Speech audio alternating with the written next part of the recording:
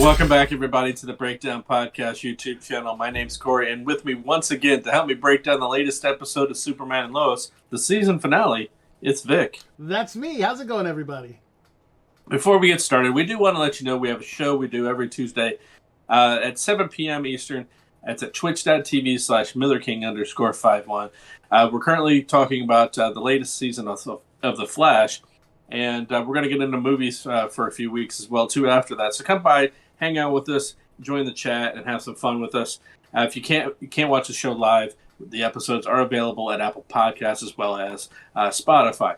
And while you're here, too, please make sure to hit the subscribe button and hit the bell for notifications so you can find out when we put up a new episode or a new video. And leave us some comments. Let us know what you thought of this episode as well. So, without further ado, Vic, let's break it down. This episode of Lois and Clark, the season finale of season 2. They stretch these seasons out so long, it feels like we're in season 3. But honestly, it felt like this storyline has taken forever. Most definitely. They have been able to stretch this story out for so long, and honestly, I think they spent too much time on it. They only put out an episode like 2 episodes every 6 weeks. It seems like. There's so many breaks. It honestly feels like this could have been half this season.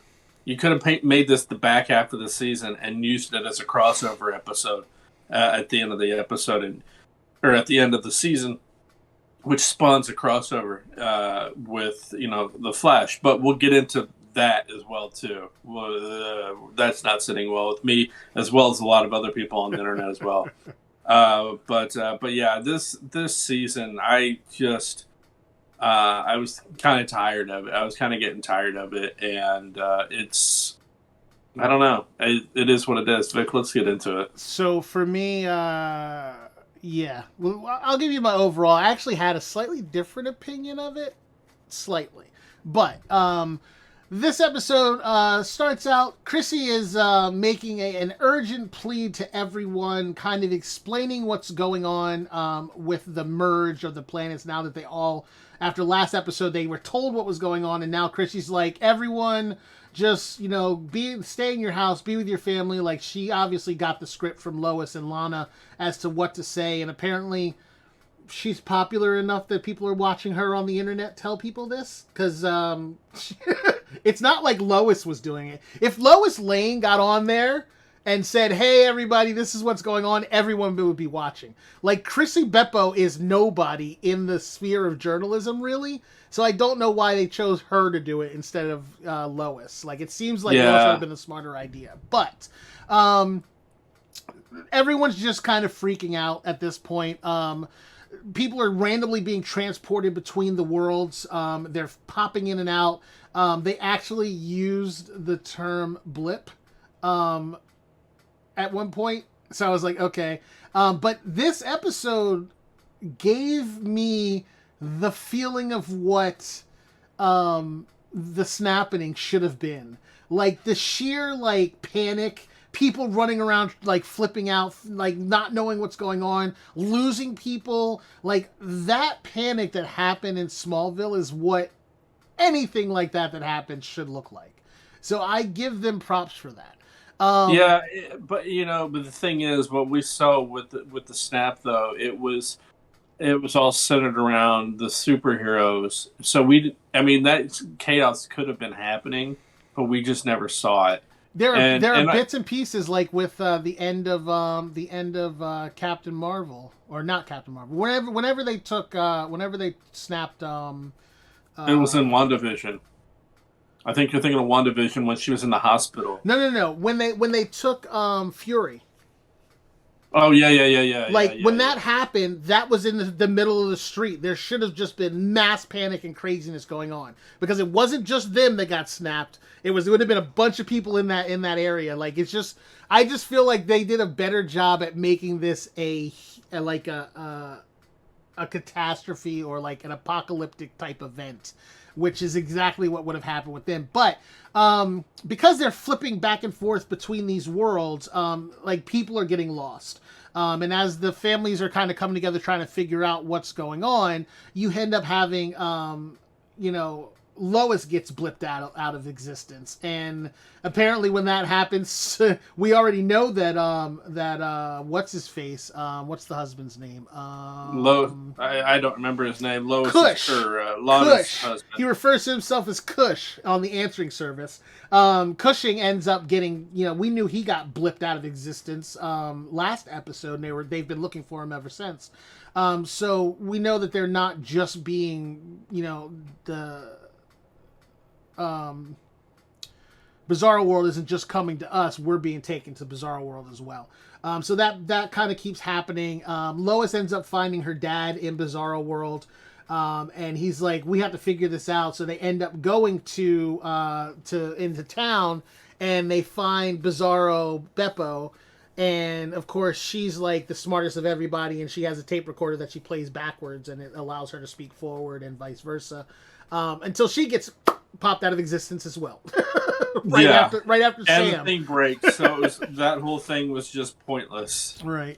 Because she didn't give them any information that was volatile, and the only thing that they could communicate with was broken as well too, which doesn't matter because Lois didn't talk to anybody else anyway. Yeah. So to me, that whole scene was pointless. Yeah.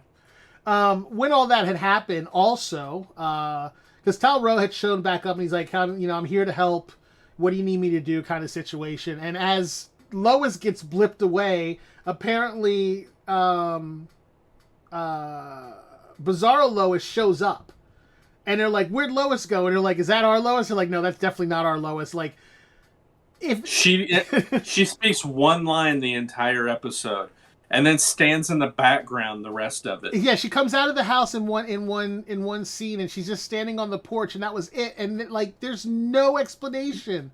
There was no point for her to be there. We'll get to it. I have so many. The things only to say. point, the only point for her being there is that it gives everybody else the idea that people are starting to from the other world are starting to show up and be replaced or whatever. Yeah. And that's it. However, we did not once see anybody merge. Like the people of Smallville were blipping into our world and vice versa, but there were no mergers going on. Like nobody was merging. And I'm assuming the reason why is because there's no stone for them to do it. Like the way they made it seem like you needed to have that stone in order to merge with your other half, because she literally gave John-El the stone and like, go get your other half, use this and go get your other half. So the other part to this is like, you may merge these two worlds, but these people are not going to merge because they don't have the talisman that you use to do it. Right. Like, it didn't make any sense to me, and they didn't once show anyone merge without that talisman. Mm. So, like, they dropped the ball on that to me completely. Like, I didn't think anyone was going to at that point, because the way that they made it seem was without that, it can't happen. But for some reason, she still wanted to merge the two worlds. Maybe she was going to try to find another way to do it. I don't know. But Natalie. So Lois is on Bizarro World, and she's with her dad, and then she turns around, and he's gone, and now he's back on Earth. Well, I'm not going to say Earth Prime. He's back on Earth. And so she's looking around, and she sees Lana's husband, and they're talking, and he thinks it's all his, the reason he's there. Yeah, how arrogant are you to think that the entire merging of two worlds revolves around you doing something? No, stupid? I don't think it was that. I think the fact that he thought he was sent there because of what he did. So, but that being said, it's kind of dumb. But he ends up, kneeling down on the ground and crying. All of a sudden, now he's gone, so he's back on Earth again. And everyone's gone except for Lois. Did you notice there was nobody else in that Smallville except for Lois? And I know that like all of this, the Bizarro people wear black, like black leather everything, Because everyone that was like, oh, take me, they were all wearing black leather jackets and pants and all this stuff. And then they were gone. They were all transported to the Earth, the full Earth dimension, the round Earth dimension. And I'm like, okay, so they're all there now, but none of them are looking for their other half. That's what drove me to like, no one's even trying to do it because they were all just standing around. But then when while all this is going on, you know, Lois is like, oh crap, I'm by myself again. We don't see anything like happen at first. And then Tal-Rho shows up and he's talking to Superman, and Superman's like, I gotta do something. I gotta get my powers back. And at the same time, Natalie is like, I gotta go get my dad. I haven't heard from him. But then a big shockwave, one of the pulses of them like changing, of the worlds merging, gave her like a little clip of him yelling into his microphone that he needs the shuttle pod and to come get him, and they'll be able to, and then it should just like flickering in and out so she doesn't get the whole story. So she is on this hardline path to go get the shuttle and get to her dad, which is fine. I'm not against it at all. And she like acknowledges that she loves their new family. She liked having brothers, and she kind of resigns herself to the fact that once she goes to get her dad, she may not make it back. But if she doesn't, whatever. They kind of foreshadowed that a little too much, in my opinion, because she had no idea like what her dad's plan was. Like they made it seem like she knew she was going to die, but there's no way she could have known that because she didn't know what the actual plan was or what he wanted to do. So she takes off. She goes back to her house. She gets the pod ready. She has her drone drive it, follows her into the in-between. And this is where I'm having a couple issues. So remember that she flew in the in-between. We're going to come back to that, okay? I'm going to put a pin in that. Now, while all this is going on, Superman is like, I need to save the world, and the only way I'm going to be able to do that is to re-energize. And the only way to re-energize, because my mom told me so, is to get my batteries recharged. The only way to recharge my batteries is to head off to the sun. So Tal-Rho, pick me up, take me, and throw me into the sun. Yeah, as far as her flying into the in-between, I do have a question about that. Okay, we'll get to it in a minute, but let's. Yeah, we'll but yeah, the whole throwing into the sun thing. It's like he spends 90 minutes going, "Don't make sure, just keep the faith. Everything will be fine. Keep hope alive." Blah blah blah. Okay, let's go. He takes him up into space. They're both standing there talking to each other.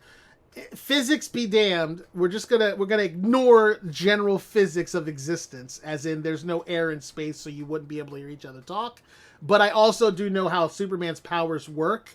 However, they were not touching. But he's human right now. He has no superpowers. Yeah. He should have died when he took him into space. He would have froze to death at minimum. But we're supposed to suspend our disbelief on that, so I'm going to let it go. I guess he had a little bit of power. It just wasn't fully charged. It's like a battery where it just has a little bit of energy left. He's got 1 dot out of 4 left on the power meter. Yeah. But he's not supposed to have any powers at all, because they said that it wasn't working because the two suns were the square sun was stopping him from recharging. But we're skipping over that. Tal-Rho just like hucks him into the sun. He's like, good luck, bro. Boom, throws him in. And as he's going in, he does his Wilhelm scream and he ends up going Super Saiyan. He just absorbed a ton of sunlight, so much so that his emblem was glowing. And once he's recharged, he comes out. Now, while all that is going on, Natalie reaches John Henry. She's like, oh, I'm glad I found you. I need to tell you something. I love you so much. And he's like, well, we're not going to die here. We're going to blow up that thing. How much kryptonite, X-kryptonite did you get? And she's like, huh? What do you mean X-kryptonite? He's like, you didn't read the assignment, did you? She's like, I couldn't read the assignment. I only got half of it. Like, the message wasn't clear. All I got was pod, back home, something else. And he's like, crap. I guess we're screwed. Here's the problem I have. Is when, now correct me if I'm wrong, okay, when she left, she flew off to go to the in-between. She actually flew to outer space. No. and went out there. She did not. So she flew, and this is the point that I wanted to get to. She went back to her house. She got the pod. They flew off. She flew into the portal. She went through the portal to get to her dad. She didn't go into outer space. This is my problem. Allie is pulling the worlds together in outer space, but prior to that, she was pulling the worlds together in the in-between. That's it. So at some point, the in-between had to have become outer space. However, they were still in the in-between for some reason. And I don't understand why that was a thing, because she was still doing the same thing, but she was now in space. So... And Superman and his brother never saw them when they left to go throw him into the sun. Yeah, but he knew where they were, because he knows they're in the in-between. He knew that John Henry was in the in-between. So... she gets in there and she's like, I don't have any X-kryptonite. I didn't know you needed it. What do we do now? He's like, well, we still need to close that thing. We may die, but we'll die together. They drained all of their X-kryptonite power into the pod, shot the pod into the Bizarro World side of the Upside Down, the in-between, and blew up the portal, and the portal disappeared. However... if that's what she was using to bring the two worlds together, it did not affect her doing that. Because at this point, I'm guessing that her world is tangibly in outer space now. And she's out there. So they're both like...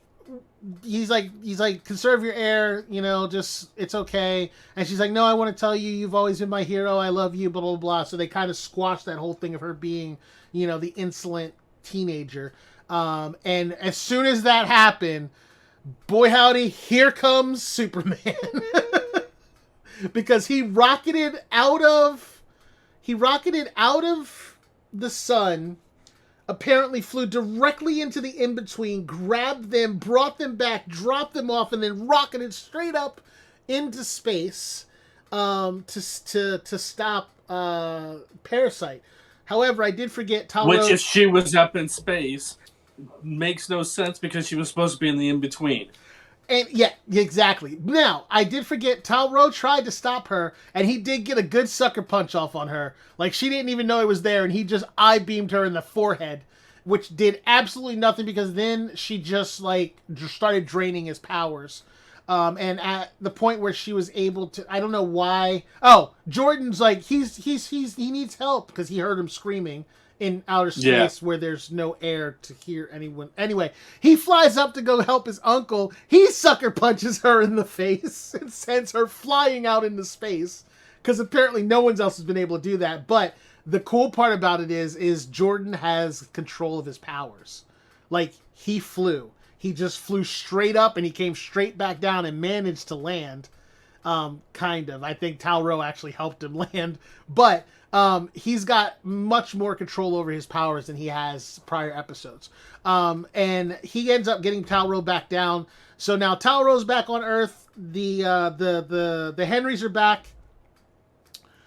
He goes up to challenge Allie Alston, and she thinks she's going to drain him. And he's like, yeah, take some more. I dare you. And he's just glowing. Gloriously glowing. And his sigil is glowing. And she's trying to take power from him. And she basically overeats, takes too much of his powers. And because she's so overpowered, she starts to separate. And he ends up just punching one of the Allies out of the other one. And they both fall to the ground. He manages to grab both of them without killing them, flies them down and hands them to the Henrys to keep them separated. And he's now saved the world from Allie Alston, but now he's got to save the world from Bizarro World. He flies back up into space. He does the homage to Christopher Reeves, Superman starts movie. Flying around the Earth. But he wasn't turning back time. He was just slingshotting himself. The more you spin around a gravitational pull, the faster you are when you release yourself from it. So he was spinning himself around the Earth to build up speed and power. And then on the last pass, he released and he slammed into Bizarro World, which I was like, that fucking looked awesome. I will give credit where credit is due. When they showed him like punch down into that earth and the lightning and the flare up, like it looked fucking awesome. And then like the close up on his face. Yeah, it was such a good shot. I will admit that did look cool. It was such a good shot. So, where did Bizarro World go? Because they closed the portal, and if there was the portal, like the other end of the portal was supposed to be there for it to go back through, the Henrys closed that. Where the hell did he send that port? Where is Bizarro World right now? Because it's obviously back in their world. I think it's out in outer space. It's in their universe. Because the red sun is still there. So it doesn't make me. Like like this. This is where it gets stupid. There are so many things going on in this episode that some of them cause you not to understand how it's possible, because if they hadn't have closed the portal, like if they had timed it differently, so he stops Alston, right?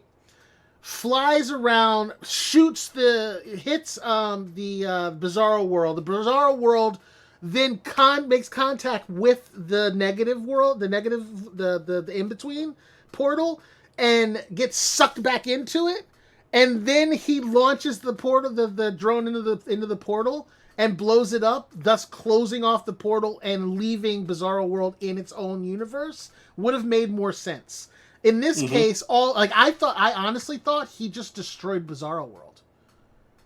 Like, I thought he literally just, like, core dropped the world and blew it up, is what I honestly thought happened.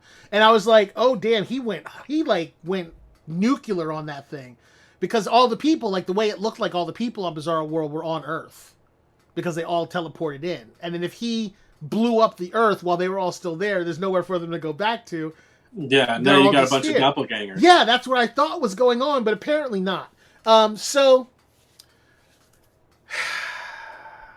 Let me calm down a little bit. Okay, let's come to this part here. So, okay. The girl that works at the newspaper, Chrissy, is Chrissy. She's writing the story, and Lois comes in afterwards after all this has gone on, and she's looking over Clark's resume and says that he's only worked for the Daily Planet, yada yada.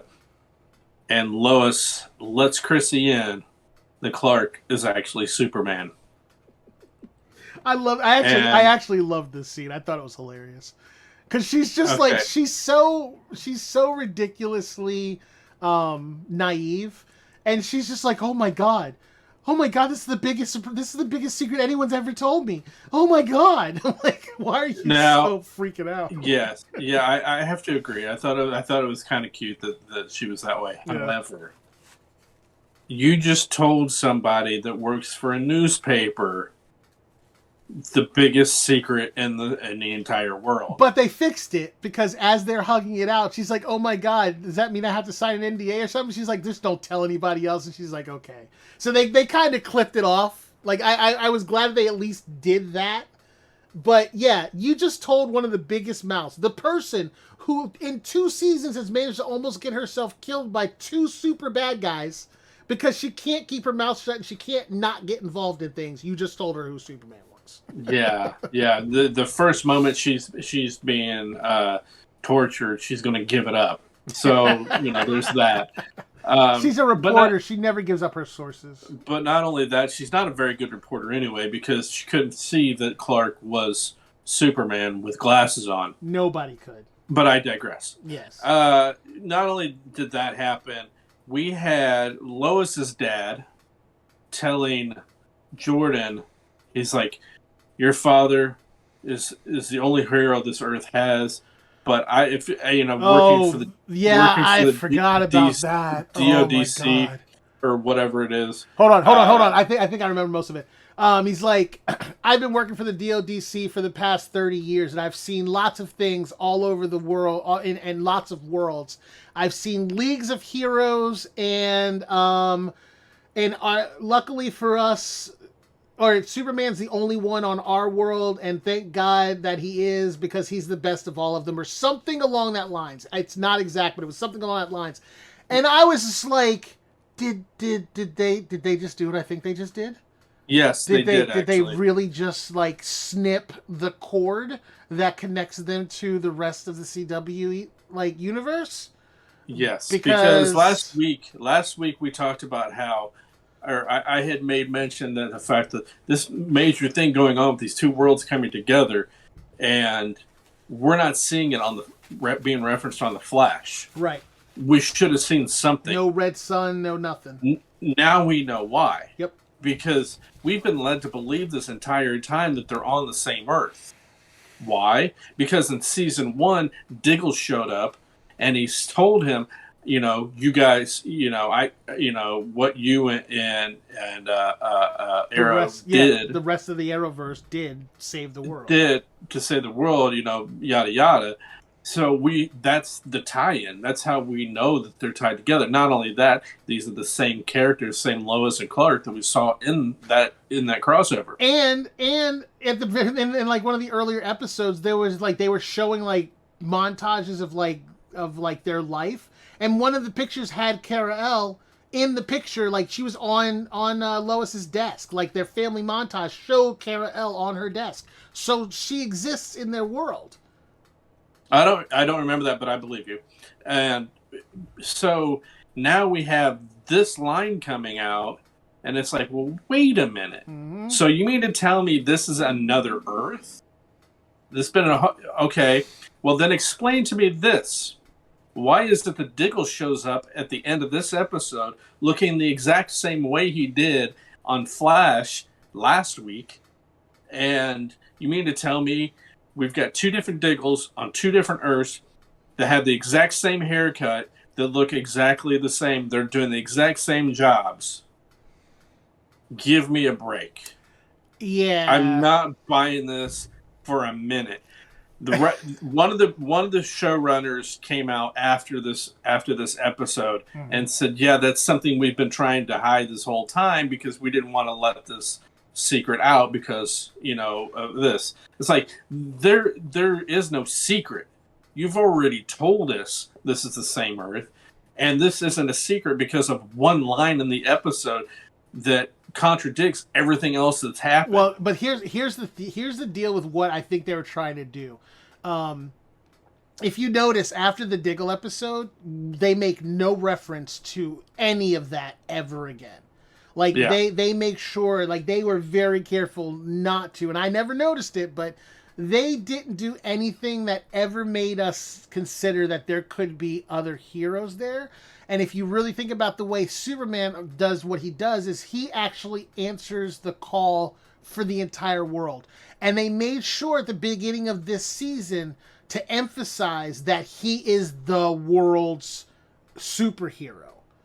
And I was like, why are they? And at the time, I was like, I don't understand why they're making a big deal out of this. But now I understand, because since basically since then, they've been weaning us off of the fact and making reference to the fact that he's the only super being on that planet. Now, John Henry is there. We know why. In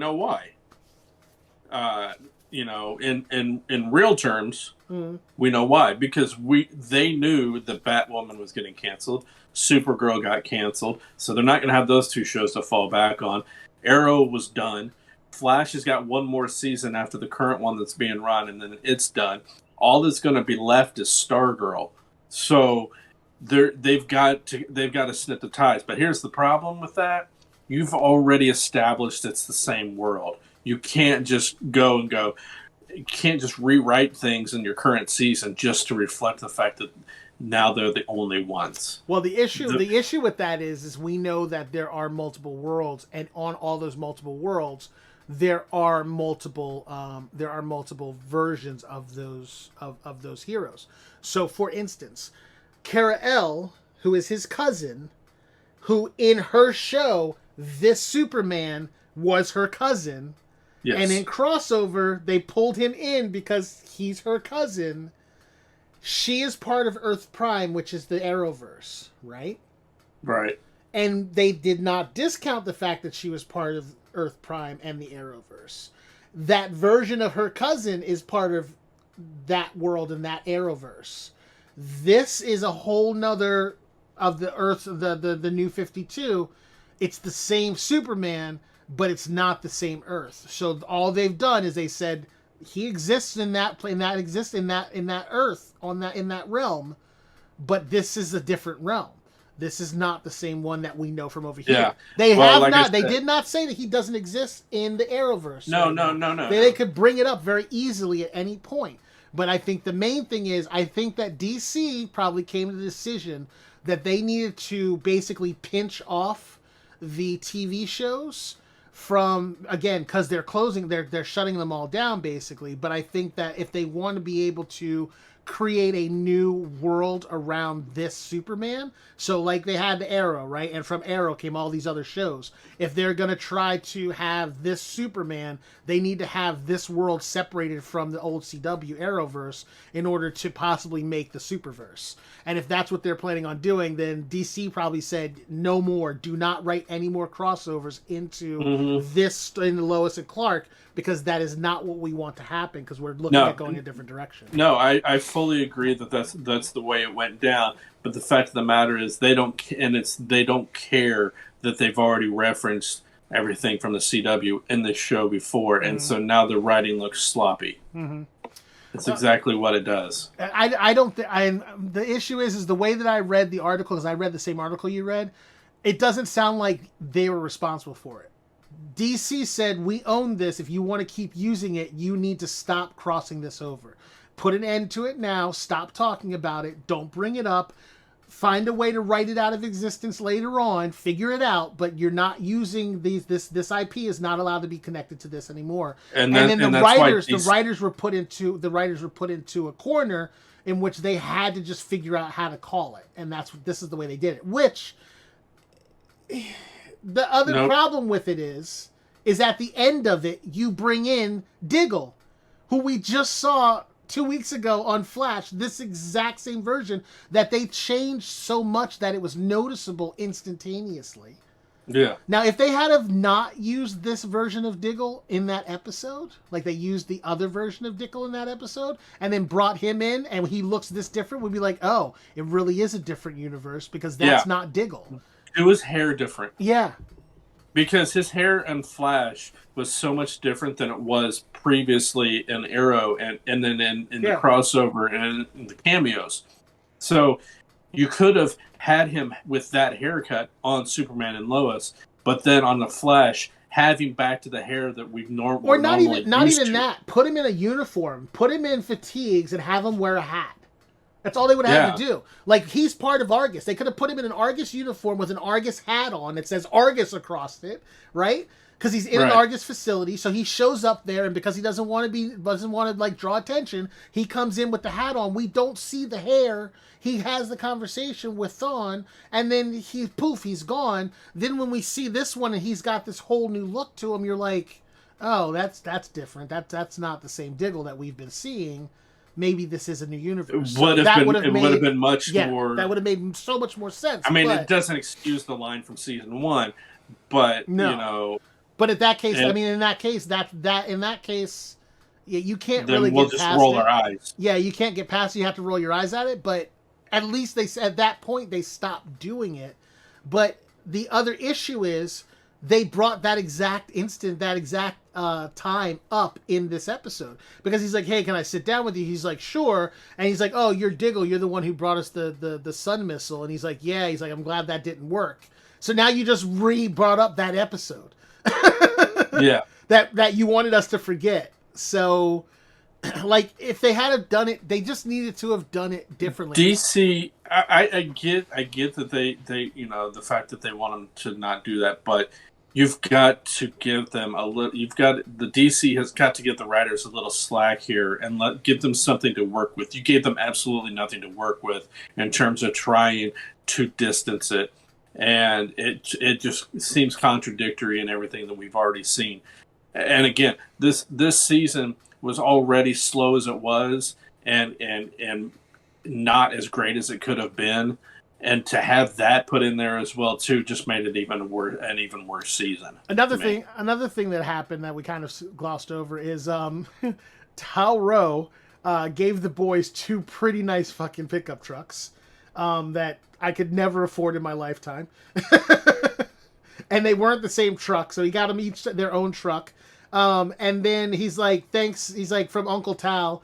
And Superman's like, this is going too far, Tal. Like, he could hear him. And then we find out that he couldn't hear him because he is apparently on Bizarro World. Yeah, how did he get there? I don't know. But there's another problem with Bizarro World. They talk normal. Yeah. And he talked normal with them because he walks in, he's like, all right, you weirdos, you weird Smallville, I'm here. I'm buying everybody drinks, and they're all cheering because apparently, you tell somebody you're buying their drinks, that it's automatically understood. But he's not talking backwards. He's not hearing them backwards. What? Like, did he punch them forward? Like, he punched that planet, and it started spinning the other way, and all of a sudden people started speaking normally. Maybe. I don't know. I mean, that didn't make any sense to me. I'm like, why are they talking normal? Why aren't they talking backwards? It doesn't make any sense. It really doesn't. You guys, you need to... last season we were talking this show up about how it was so much better than what it is now, but better than what we were seeing on The Flash. It still is. You guys are starting to slack a little bit. It still is. There are some very hard inconsistencies, but I think some of those hard inconsistencies were them being forced into creating, into trying to make a whole new world out of a world that already existed and that was already established. So maybe going into season 3, we'll see a little bit of a difference in that, but the groundwork that they laid for season 3, there's a couple things that I'm going to have some issues with starting off. And I'm hoping that they because they've now just flat out said this is a whole new world, they're going to start writing a whole new world. You know what I mean? Like, maybe this is where the writers can start, like, creating a world that's better. There's a couple things. So, first, Jordan has his powers. He has control of his powers. Dude needs his own suit and his own name. They got to do it. They just got to. They created a Fortress of Solitude out in the middle of the ocean. Which Superman was that? Was that 3 or 4? They did that, where Gene Hackman used the crystal to make an island. You remember that? I don't remember. One of the movies, Lex Luthor got. I was thinking Superman Returns. I don't remember which one it was. Kevin Spacey. Oh, that's it. It was Kevin Spacey. But he created exactly what he just did. But I'm going, okay, I get what you're doing, but you literally just created an unnatural landmass in the middle of the ocean somewhere. That's going to cause a problem. Yeah, because people are going to see that. Well, not only that, but literally you just displaced all of that water that fortress creates. You just displaced all that water, which means things are going to happen. You cause an earthquake in the middle of the ocean, it causes a tidal wave somewhere else. The butterfly effect of this is going to be felt somewhere. It has Very to. True. Normally, but this is Superman and Lois, This is and true. There's not going to be an effect. But now Jonathan is apparently going to get himself some Kryptonian technology. So they're going to make him into a suit-wearing thing, kind of like Natalie.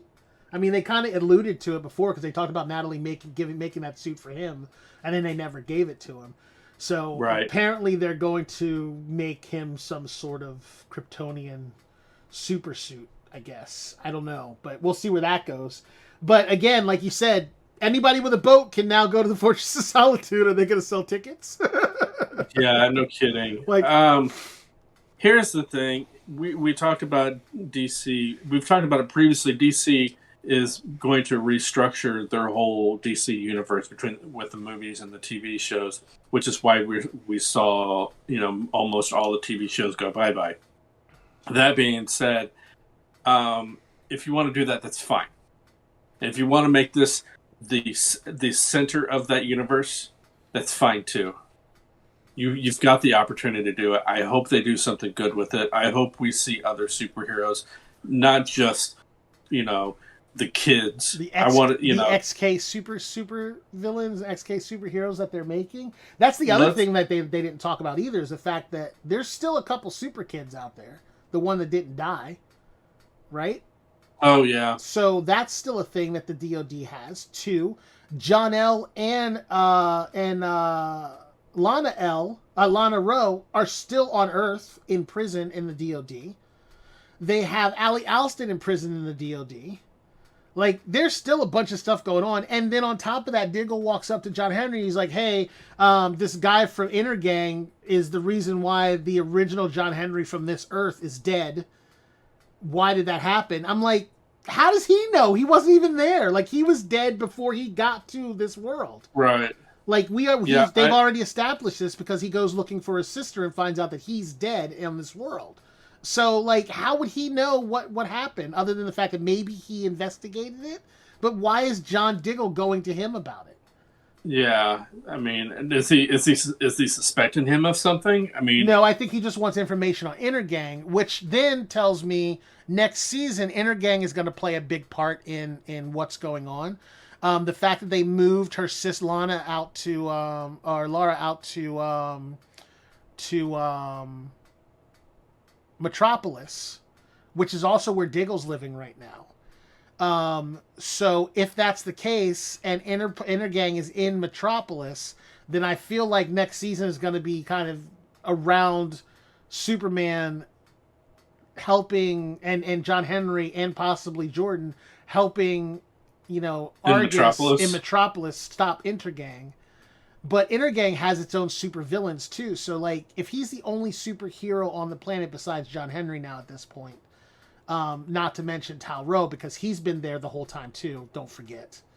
Like, he talks about, he's the only superhero on the planet, but Tal Rowe has been there too. He was a villain. He's not. But he was a villain for a long time. But he's in Bizarro World, though. Correct. But the existence of other super beings on that planet is not just Superman.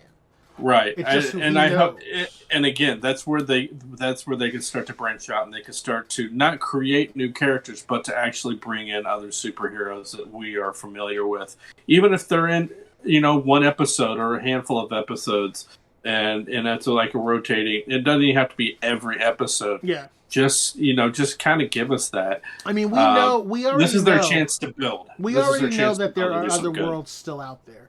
Because when they merged Prime to make the Arrowverse worlds, Black Lightning, Supergirl, Batgirl, Flash, all in on one Earth, you still had Doom Patrol, Stargirl, Titans were on other Earths. They weren't on the same Earth, so they were each on their own Earths. So them saying that this is a whole other Earth is not far-fetched. Like, it's not like it can't be a thing. Right. And obviously, because there are heroes that were in the pantheon of Earth Prime and villains that were in the pantheon of Earth Prime, they're now on this. They're now going to be somewhere else. So for them to say, Martian Manhunter could show up. Like, there's a ton of people and aliens and super beings that could show up in this world. But I'm just afraid that they're going to go the complete tech route and have all of the supervillains that were like aliens and creatures with powers just become techno beings rather than actually being like powered supervillains and stuff like that. Yeah, if they're smart, they'll stick to the core roots of the characters and not try and go that route. I hate that. I mean, you're seeing that with Iron Man, even in Marvel. Now we got Ironheart coming. We're going to see Ironheart in Black Panther. And apparently, is going to be somewhat of a main character. I don't know how big, but it's like that's just another version of Iron Man. It's just like let's do something else. Let's get away from this tech stuff. I don't mind it. Let's just not use that as an excuse for every superhero or every bad guy. It's because I've got tech. No, it's not always the case. So anyhow, yeah, it's a weird thing. Like we know that there are. It's a 50-50 split. There are supervillains, there are super beings, and then there are the people who like Mr. Freeze turned himself into a supervillain using technology. So, like, you have those things that actually happen, and you have the stupid people like Condiment King, who uses technology to be an annoying bad guy. And, like, there are those characters out there, but my thing is, like, if you're going to introduce non-tech characters, just do them to the actual story that they come from. Like, Right. like Exactly. don't be like, oh, he had this implant on his spine that turned him into a supervillain. Like, no, don't do that. Just let him be a meta like he's supposed to be and call it a day. Exactly. And with that, we do want to thank you for watching. That's gonna end it here for another season of Superman and Lois. On behalf of Vic, that's me. Keeping hope alive. Thanks for watching. We'll talk to you next time. See ya.